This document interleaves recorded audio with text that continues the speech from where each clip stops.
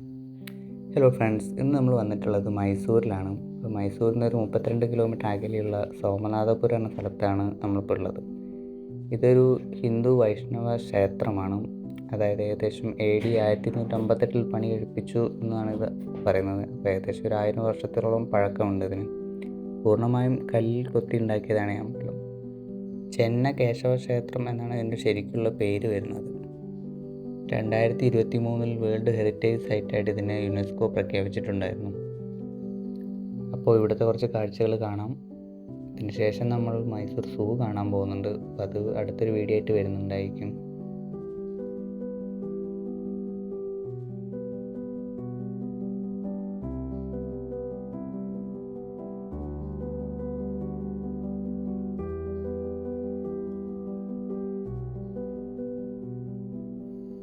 ഇതൊക്കെ കാണുമ്പോഴാണ് നമ്മൾ ശരിക്കും അത്ഭുതപ്പെട്ടു പോകുന്നത്. കാരണം 1000 വർഷങ്ങൾക്ക് മുന്നേ എന്നൊക്കെ ആ ഒരു കാലത്ത് ഇങ്ങനെയൊക്കെ ഒരു ചെയ്യണമെങ്കിൽ അവരത്രയും കഴിവുള്ള ആൾക്കാരായിരിക്കണം. കാരണം ഇന്നത്തെ പോലെ അങ്ങനെ ആധുനികമായുള്ള യന്ത്രങ്ങളും കാര്യങ്ങളും ഒന്നും അന്നില്ലല്ലോ. ഒന്നും പൂർണ്ണമായി ഇത് കൈകൊണ്ട് തന്നെ ചെയ്തെടുത്തതായിരിക്കണം. അത്രയും ഭംഗിയിലാണ് ആ ഒരു കാലത്ത് അവർ ചെയ്തിട്ടുള്ളത്. ഇത് ക്ഷേത്രത്തിൻ്റെ ഉൾവശമാണ്. ഇതിനുള്ളിൽ 3 ശ്രീകോവിലായിട്ടാണുള്ളത്.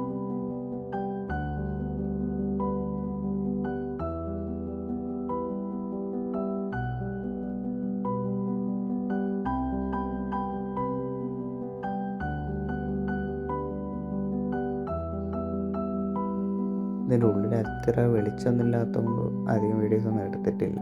കാരണം സൈഡുകളിലൊക്കെ ഫുൾ ഇരുടായിരുന്നു.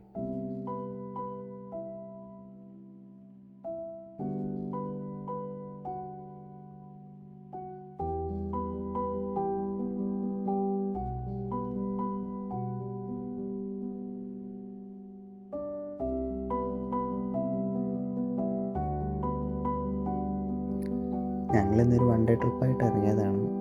ഇവിടെയും ഇനി അടുത്തതായിട്ട് മൈസൂർ സൂവും കാണാൻ പോകുന്നുണ്ട്.